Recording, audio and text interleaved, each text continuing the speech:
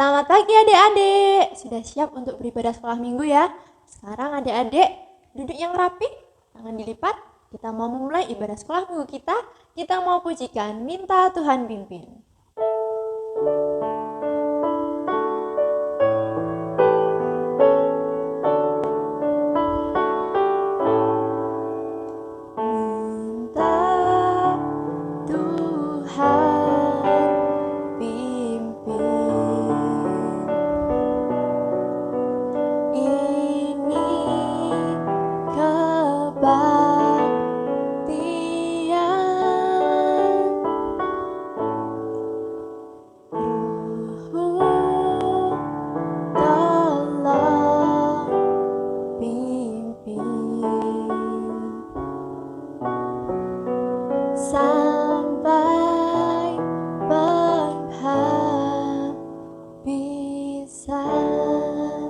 Sekarang tangan dilipat, mata ditutup, kita mau berdoa bersama-sama.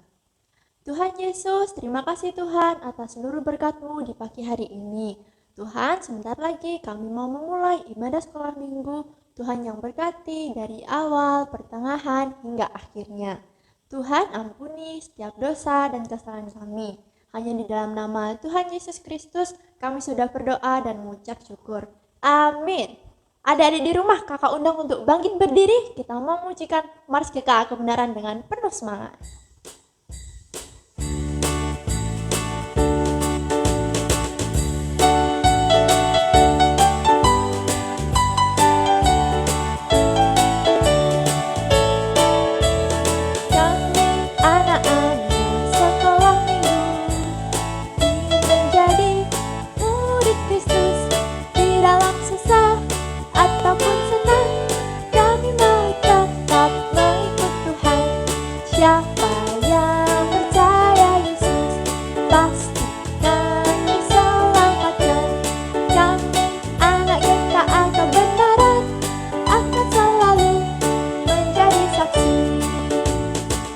Adik-adik semua, kita sudah dimenangkan oleh Kristus atas dosa-dosa kita. Maka dari itu, kita harus bersyukur atas semua yang Tuhan berikan kepada kita. Kita mau memujikan, ku menang bersama Yesus Tuhan.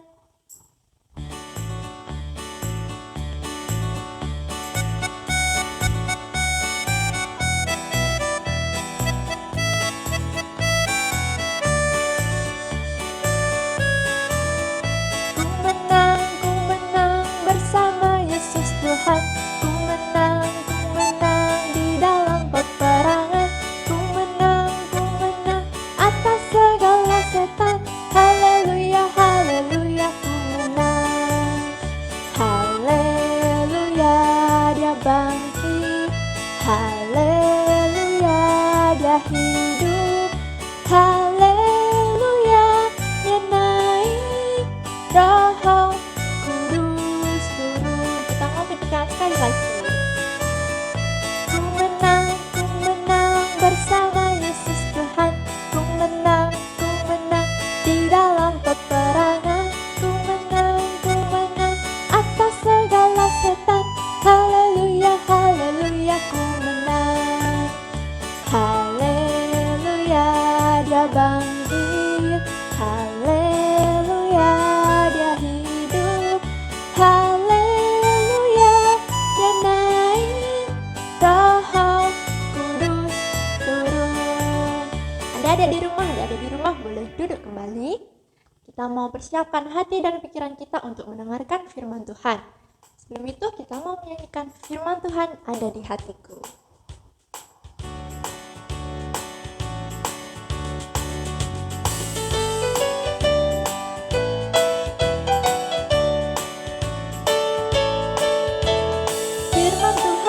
Ada di hatiku, ada di langkahku, ada di hidupku, dan terus bertumbuh, sirami jiwaku.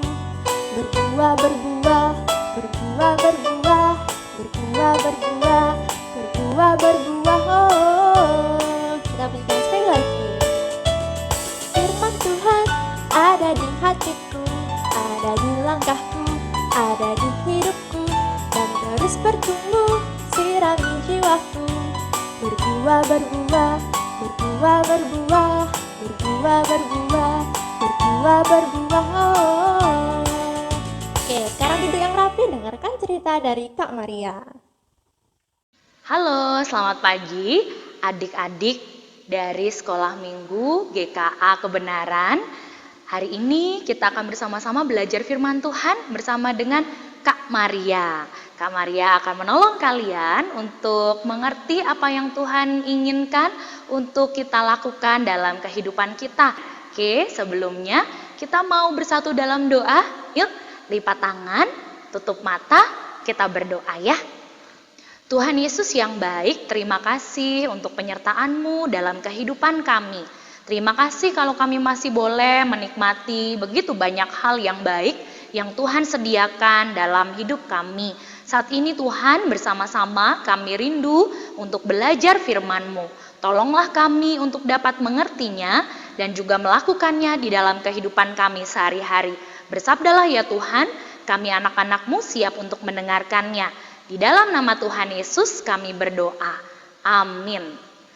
Nah, adik-adik di rumah yang punya Alkitab, coba Alkitabnya disiapkan dan kita mau buka sama-sama dari 1 Samuel pasalnya yang ke-17 ayat 20 sampai 37, lalu ayat 40 sampai 47.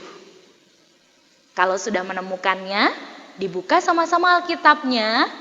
Kak Maria akan membacakan ayat yang ke-45 saja. Tetapi Daud berkata kepada orang Filistin itu, "Engkau mendatangi aku dengan pedang dan tombak dan lembing, tetapi aku mendatangi engkau dengan nama Tuhan semesta alam, Allah segala barisan Israel yang kau tantang itu." Nah, adik-adik, itu tadi ayat yang sudah kita baca. Kak Maria punya sesuatu. Tadi Kak Maria ambil dari sebuah tempat yang bisa dilihat oleh banyak orang. Apa ya? Wah, ada yang tahu ini apa? Apa coba? Bukan mic ya, bukan. Ini adalah piala. Nah, siapa di sini yang juga punya piala kayak punya Kak Maria ini? Nah, piala itu biasanya didapatkan ketika apa ya? Ketika kita berhasil mendapatkan juara. Mau juara 1, 2, 3, atau kadang-kadang juara harapan 1, 2, 3 pun dapat piala. Mungkin ikut lomba matematika, lomba berenang, lomba catur, atau bahkan lomba makan kerupuk. Ada yang ada pialanya. Nah, piala ini adalah contoh bahwa kita sudah mencapai sesuatu prestasi.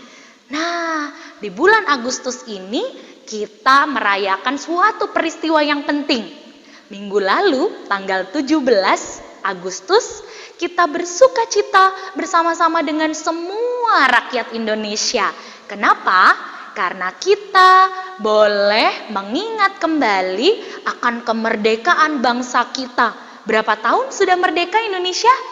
Ya, 75 tahun. Akan tetapi, perjuangan kita di dalam era kemerdekaan ini tidak hanya berhenti sampai di situ, tapi terus berlanjut. Bahkan sebagai anak-anak Tuhan, Tuhan memanggil kita untuk berprestasi bagi negeri Indonesia. Nah, kita mau mengerti ya, apa artinya berprestasi bagi negeriku?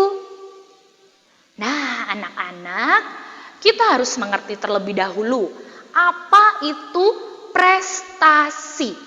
Ada yang tahu prestasi itu apa? Ya, prestasi adalah sebuah hasil dari apa yang telah kita lakukan. Jadi suatu hasil yang kita peroleh setelah kita berjuang untuk melakukan sesuatu. Tahukah kamu bahwa para pahlawan untuk mencapai kemerdekaan, mereka juga berjuang sedemikian rupa dengan senjata yang terbatas, dengan kekuatan yang tidak sebanding dengan penjajah, tetapi mereka punya semangat yang luar biasa sehingga mereka bisa mencapai sebuah prestasi, yaitu kemerdekaan Indonesia. Nah anak-anak, pahlawan-pahlawan itu mau berprestasi buat negeri ini. Bagaimana dengan kamu dan saya? Nah di dalam Alkitab ada kisah tentang seseorang yang juga mencapai sebuah prestasi untuk bangsanya. Usianya juga masih muda. Mungkin kira-kira waktu itu usianya 14 tahun atau 15 tahun, masih muda sekali. Orang ini menghasilkan sebuah prestasi yang luar biasa. Mengapa? Karena pada waktu itu tidak ada orang yang berani, tetapi orang ini begitu berani untuk maju dan meraih prestasi yang begitu membanggakan negerinya. Orang itu adalah Daud. Anak-anak, Daud adalah anak bungsu dari 8 bersaudara. Banyak sekali ya. Nah, dia sebagai anak bungsu pekerjaannya tentu saja menggembalakan kambing domba yang dimiliki oleh keluarganya. Waktu itu dia punya kakak-kakak yang namanya Eliab, Abinadab, dan Syama. Mereka ini adalah anggota tentara bangsa Israel. Dan pada waktu itu bangsa Israel sedang bergumul untuk mengalahkan bangsa Filistin. Bangsa Filistin adalah bangsa yang begitu jahat. Kalau orang Israel sedang mengadakan panen, mereka memanen gandum, tiba-tiba bangsa Filistin itu akan datang dan mengambil, merampas hasil panenan itu. Terus saja bangsa Filistin itu selalu mengganggu dan merongrong kedamaian dari orang-orang Israel. Dan pada waktu itu dalam kondisi berperang, tentu saja kakak-kakak Daud ada di medan perang. Bapak Isai kemudian memanggil Daud. Daud, sini. Ya ayah, ada apa? Daud berkata begitu. Lalu ayahnya bilang, ini ayah sudah siapkan perbekalan, ada minuman, ada roti. Kamu sekarang pergi untuk ke medan perang. Hah? Ayah, akhirnya aku boleh berperang? Oh bukan Daud, ya bukan. Kamu mengantar makanan-makanan ini kepada kakak-kakakmu di sana supaya mereka bisa punya kekuatan untuk melawan musuh. Lalu Daud meskipun dia agak kecewa, dia sebenarnya pengen tuh ikut menjadi jagoan untuk bangsa Israel. Ya ayah, aku akan pergi kepada kakak-kakakku. Lalu dengan riang dia berjalan, ya lumayan jauh loh dia jalan. Lalu kemudian dia melihat dari kejauhan. Hei, ada suara orang yang berteriak-teriak. Semakin dia dekat, semakin dia dekat, semakin dia dekat, semakin keras suaranya. Ternyata yang berteriak-teriak satu orang. Semakin mendekat, dia melihat, wah itu kakakku. Dia cepat-cepat pergi ke sana. Lalu kakak-kakaknya bilang, hei Daud, ngapain kamu di sini? Kamu pasti mau lihat perang kan? Enggak kok, aku disuruh ini loh ngasih makanan ini loh. Enggak, pasti kamu yang mau main-main ke sini. Enggak. Lalu Daud mendengar orang yang sedang berteriak-teriak itu berkata begini. Hei kalian, anggota tentara Israel, maju kalian. Gak ada yang berani kan? Memang kalian itu bangsa yang buruk. Siapa yang bisa menolong kalian? Ayo sini maju. Tuhanmu itu tidak akan mampu menolong kalian. Kesini kalau berani, cepat kesini.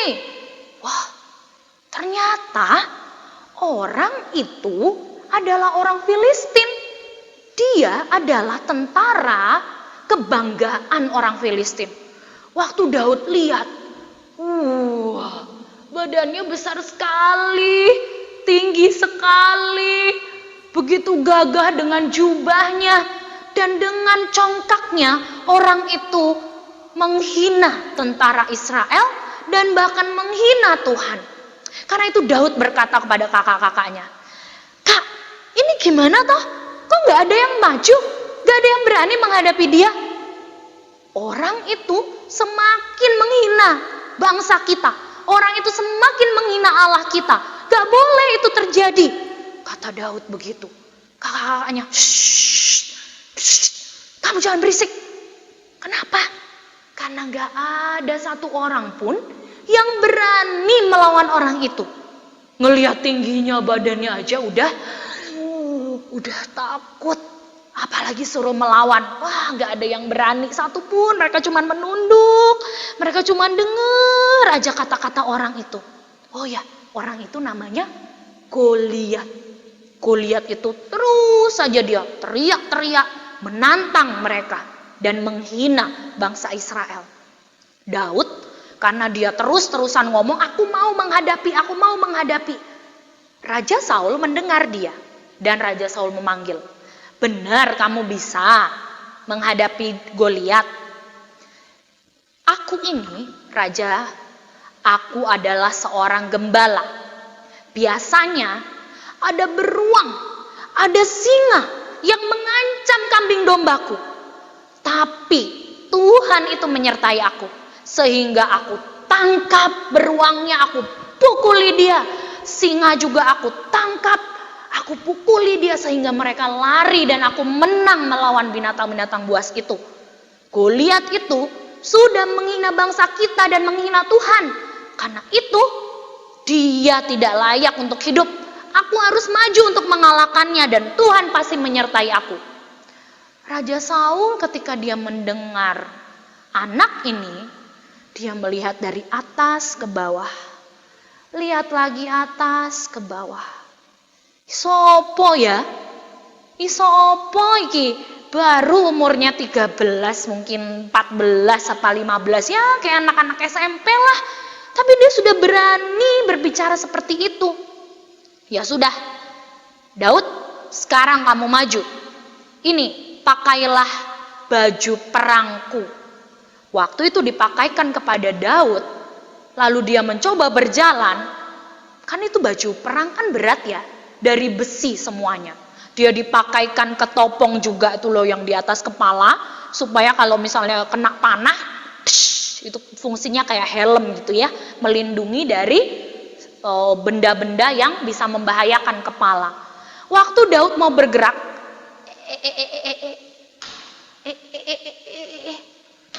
gak bisa. Badannya terlalu kecil, lalu baju perang itu terlalu berat. Akhirnya dia copot semua. Raja, ini aku nggak usah pakai lah, ya. Aku pakai senjataku sendiri, wes. Ya sudah. Raja Saul mengizinkan dia untuk menghadapi Goliat. Lalu apa yang Daud lakukan? Dia cepat-cepat pergi ke sungai, lalu dia ambil 5 buah batu dan dia siapkan umbannya. Umban itu seperti ketapel. Waktu dia bawa, dia maju. Ya, dia masih dengar tuh Goliat teriak-teriak, "Hei, bangsa Israel, mana jagoanmu? Keluarkan dia, lawanlah aku." Lalu muncullah Daud. Dia menuju ke arah Goliat. Goliat waktu lihat Daud, hah? Anak kecil? Dia yang mau lawan aku?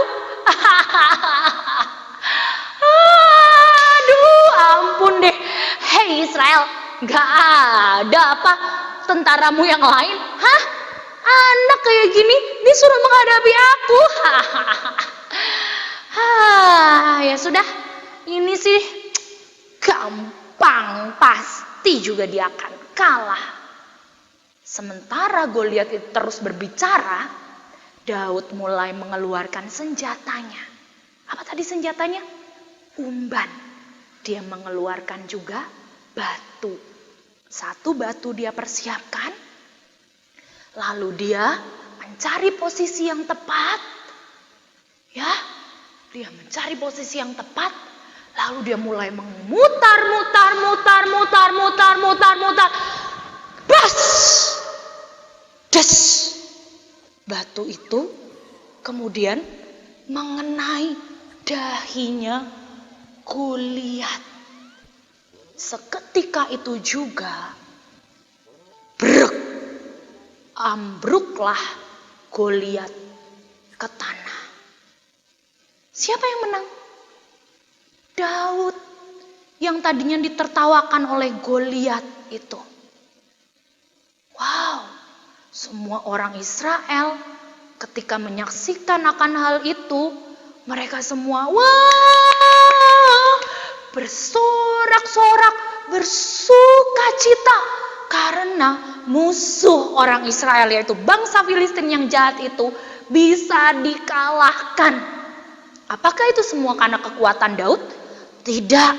Semua itu adalah karena pertolongan Tuhan, sehingga dia bisa mencapai prestasi untuk bisa mengalahkan musuh dari bangsa Israel. Terbukti dengan apa? Waktu itu dia mengatakan kepada Goliat, "Hei Goliat, kamu memang menghadapi aku dengan tombak, dengan pedang, tapi aku datang dalam nama Tuhan. Sesungguhnya Tuhan akan menyerahkan engkau pada hari ini." Wow, dan itu memang terbukti. Akhirnya Daud berhasil mengalahkan Goliat. Sungguh sebuah prestasi yang sangat membanggakan.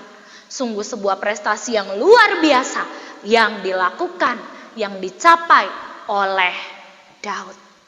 Nah, anak-anak semua, jikalau Daud mau untuk menggunakan hikmatnya, mau menggunakan kekuatannya, mau menggunakan kemampuannya, mau bersedia untuk dipakai oleh Tuhan, menghasilkan prestasi yang sedemikian rupa, bagaimana dengan anak-anak, bagaimana dengan adik-adik semua yang ada di rumah?